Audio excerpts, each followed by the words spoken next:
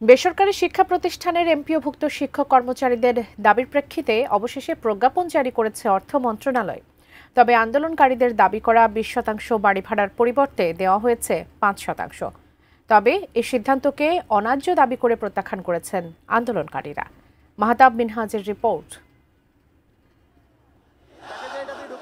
3 দফা দাবিতে টানা 8 দিন ধরে রাজধানীর কেন্দ্রীয় শহীদ মিনারে অবস্থানের পাশাপাশি অনশন করছেন বেসরকারি শিক্ষা প্রতিষ্ঠানের এমপিওভুক্ত শিক্ষক কর্মচারীরা।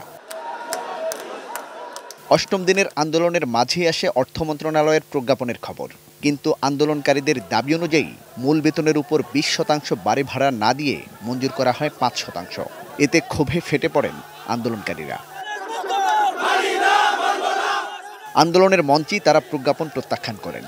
আমাদের সাথে প্রতারণা করে মাত্র 5% বাড়ি ভাড়ার প্রজ্ঞাপন দিয়েছে। আমরা এই প্রজ্ঞাপন মানি না, মানব না।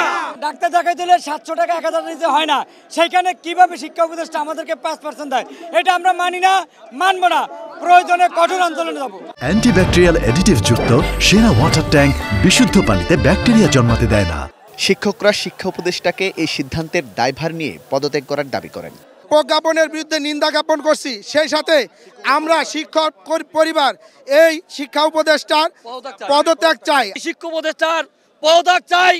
অতি বিলম্বে তিনি এই পদ থেকে সরে গিয়ে যোগ্যবান ব্যক্তিকে বসিয়ে শিক্ষা পরিবারের শিক্ষা কার্যক্রমকে স্বাভাবিকভাবে পূর্ণবহন করার জন্য আমরা প্রধান উপদেষ্টার বরাবর অনুরোধ করি। তাদের ভাষ্য, দাবি আদায় না হওয়া পর্যন্ত ঘরে কিংবা ক্লাসে ফিরে যাবেন না। আমরা যতক্ষণ পর্যন্ত এই 20% আমাদের 3টি দাবি পূরণ না হবে ততক্ষণ পর্যন্ত আমরা বাংলাদেশের আনাচে কানাচে শহীদ মিনারে আমরা অবস্থান করব।